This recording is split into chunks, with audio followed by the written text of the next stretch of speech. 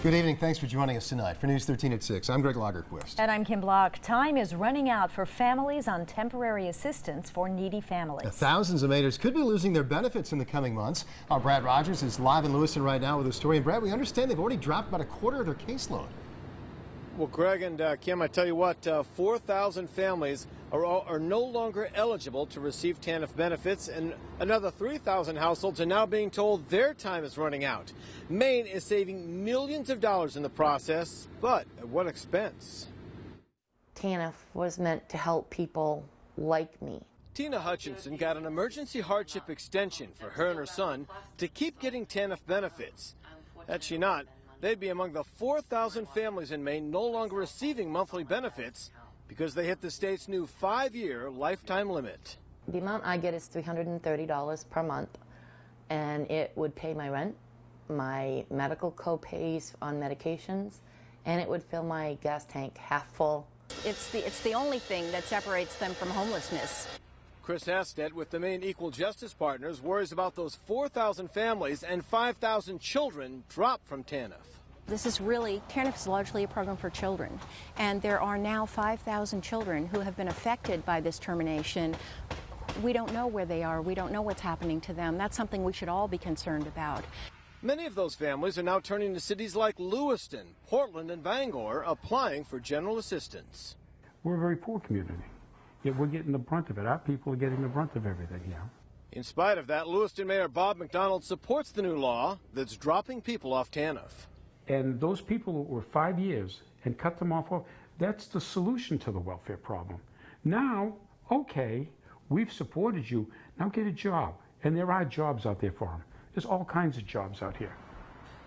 However, 2 studies in Maine have found 90% of the small percentage of people who've reached TANF's 5-year limit are caring for a family member with a disability or illness, which limits their ability to work. It's not that I don't want to work, it's physically I'm unable to work. Tina Hutchinson's special needs child already receives Supplemental Security Income, or SSI, for his disability.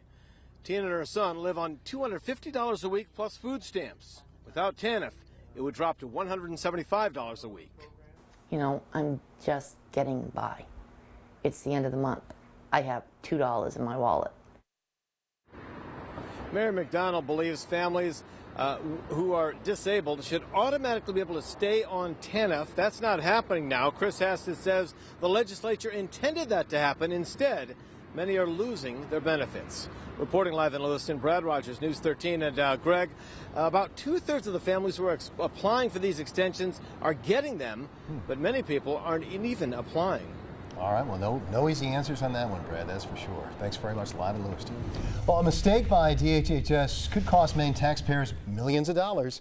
Over the course of several months, the state accidentally handed out approximately 80 extra dollars to 70,000 recipients around Maine.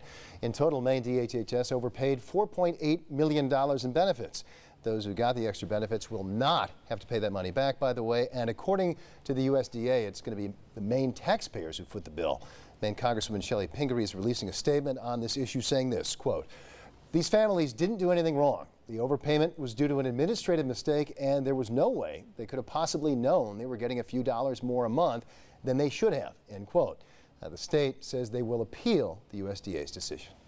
We have an update tonight on that dog that was stolen from the Coastal Humane Society in Brunswick, or believed to have been stolen. Yeah, believed to have been. The Humane Society tells us right now that Shadow has been returned, and apparently Shadow's safe and sound. Shadow has Lyme disease, it turns out. It was taken on Friday from the Brunswick shelter. At 5 o'clock today, the 2 people who had walked off with him, they brought him back, citing the media reports as their reason for coming back with Shadow. The Humane Society says Shadow is in good condition. No word on if that couple will be facing any charges. Could just be a misunderstanding, we'll hope so. It is a controversial issue that will be on the ballot in North Yarmouth this November. Now, should North Yarmouth consider leaving School Administrative District 51 and Greeley High School? Supporters hope the plan could lower property taxes. News 13's Adrian Stein joins us live with details on that. Well, Cumberland and North Yarmouth have made up SAD 51 and Greeley High School for nearly 50 years, but a yes vote on November 6th could put the wheels in motion to change that. Some North Yarmouth residents are pretty frustrated with their property taxes and believe the town should look into starting their own school district separate from Cumberland. They believe North Yarmouth can provide a better education for less money. Supporters of the idea admit they don't know how much money this would cost or what a new school district would even look like. Opponents say exploring this issue will be expensive. A yes vote means a committee would be formed to study the idea, and that would cost around $100,000. Any final decision would have to go back to the voters again. Opponents also say this idea makes them nervous, and they think it's actually a bad decision to leave such a strong school district. MSAD 51 is a very highly ranked school system. I believe that the high school has been ranked 7th in the state of Maine by various measures, and has been mentioned as one of the top school systems in the country. Our taxes in the last 4 years on the educational side here in North Yarmouth have gone up 25%, and that's during a recession. I just don't, I don't think that's right. I wouldn't expect it from my federal government, and I don't expect it from my local government. North Yarmouth will hold 2 public meetings to discuss this issue before the November election. You can find more information on these meetings on our website, WGME.com. Reporting live in the studio, Adrienne Stein, News 13. Well, it is a controversial story that has just about everybody in Kennebunk talking about it, and probably some in that town are pretty worried too. It's the ongoing saga of the Pura Vida Studio, a workout space that some say was a front for prostitution. News 13 has obtained some new court paperwork from the case. Our own Giovanna Bichard has been looking at the documents. She joins us live to sort it all out. Giovanna? Well, Kim and Greg, the paperwork really raises a lot of questions about what was going on at the Pura Vida Studio in Kennebunk. The woman who ran the studio, Alexis Wright, has not been charged in the case, but police did raid her business as well as her home. Investigators removed boxes and boxes of evidence from both locations, some of which was referred to in the paperwork as sexually explicit material. The court paperwork obtained today by News 13 shows there is a, quote, client list who went to Alexis Wright. Part of a protective order filed by prosecutors states there is a so-called client list with names and contact and other personal information regarding individuals on the list. The state will likely charge many of these persons with prostitution-related offenses, but some of these persons may not be charged. The state seeks to be respectful of the constitutional rights of persons before they are charged, as well as of those who will not be charged, end quote. Now, Mark Strong, seen here, writes business partner is charged with promotion of prostitution. Prosecutors are also trying to keep secret what investigators found when they raided his home and business. He's the only one in the case who has been charged. Now, we will certainly learn a lot more about this case in the next couple of months. The trial is expected to begin in November. Reporting live in the studio tonight, Giovanna Bichard, News 13.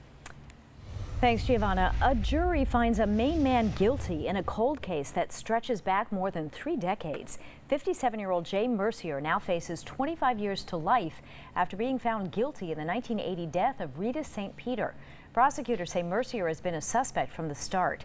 Investigators were unable to charge him, though, for years until a DNA match came back positive in 2005. There is still no word on when Mercier will be sentenced. An important part of our country's history is on display in Sanford this week. We're looking at World War II planes lining the runway there at Sanford Regional Airport. It's all part of the Wings of Freedom tour, which brings planes to communities all around the country. Sanford is one of 2 communities in Maine getting a valuable lesson in history. For the children and the grandchildren of some of the veterans, it gets them a chance, and these are middle-aged to older people, gives them a chance to see what their grandparent or their parent went through.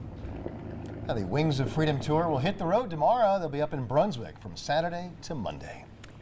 Now, your Weather Authority forecast with Charlie DePresti. Welcome back, everyone. Today, a gorgeous day with sunshine from beginning to end. As evidence of that, a nice sky cam, time lapse from our Raymond sky cam. Looking off to the west, a few clouds out in the distance there. That right there is Mount Washington, where the temperature is around 30 degrees right now. They've been reporting a little icing, light icing occurring up on the summit, about 6,000 feet in elevation. Temps this evening are in the low 60s. We topped out in the upper 60s. These temps are going to fall very quickly tonight due to the dry atmosphere we have in place, the lighter winds, the nice clear sky. Dew points are in the low 40s. 40s, and typically with these sort of weather conditions, that's a pretty good indication of where your overnight lows are headed. I expect overnight lows to stay in the low 40s at the coast, but widespread 30s are expected inland. That has prompted the Weather Service to issue this frost advisory for northern portions of Carroll County, southern Oxford, Franklin, and Somerset County. The growing season has come to an end over northern zones, and a frost is not expected here along the coastal plain. Let's start talking about our next storm system. We have an area of low pressure, which is situated down in here. You see an area of low pressure with a lot of rainfall moving into portions of Pennsylvania, down through West Virginia and Ohio. And the reason I mention that, this storm system is going to surge to the north and be our next weather maker for tomorrow. So by afternoon tomorrow, we have some rain moving in from southwest to northeast. The afternoon and evening look wet around here. Heaviest rain should be tomorrow night. In fact, let's go through the timing of this now in Storm Tracker. We'll start off early tomorrow morning. The reason I stop it here, it's going to be chilly. Temps start in the 40s at the coast, some 30s for inland towns. Remember that frost advisory for, the foothills here. Again, the mountains, I expect overnight lows to be in the 20s and 30s there. But again, the growing season has come to an end over northern sections. There's the clouds. There's the precip to our south. If we have any sun on Friday, it will be during the morning hours. Let's go through the afternoon now. Rain will overspread our skies during the afternoon hours, again from southwest to northeast. Areas like Augusta, Waterville, you may be waiting on it by late afternoon, but it looks like most of this rainfall, or the rain, should be moving into the Portland area during the afternoon. Same for you in Lewiston. This is 4 o'clock in the afternoon. It's a solid rain, a steady rainfall. This continues through the overnight. If you're heading to any of the high school football games tomorrow night, you need the rain jackets and the umbrellas. Looks pretty wet. Temps running in the 50s. Now, the good news in the forecast, steadiest rainfall will be pushing to our east by Saturday morning. The bad news in the forecast, I don't think we clear it out. I think we're going to keep a lot of clouds, the chance for a shower, and the chance for some drizzle. Our weather forecast could be a lot better, but it could be a lot worse for the weekend. I think there will be some dry hours as we go into Saturday and Sunday. Notice another wave of low pressure bringing some more rain to our east there on Saturday evening. I think Sunday will feature the chance for showers. That will extend right into Monday, so our weather pattern stays unsettled. Tuesday and Wednesday will clear it out. Temps look to be a little bit warmer next week.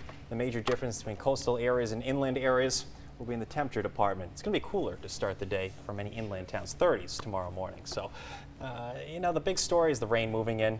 I hate to give a wet weekend forecast. It's just a lousy weekend. I know. It's not going to rain all weekend, though. Heaviest rain will be tomorrow night. Okay, good. Okay. We'll find stuff to do around the house. We will. Thanks, Putter Charlie. around.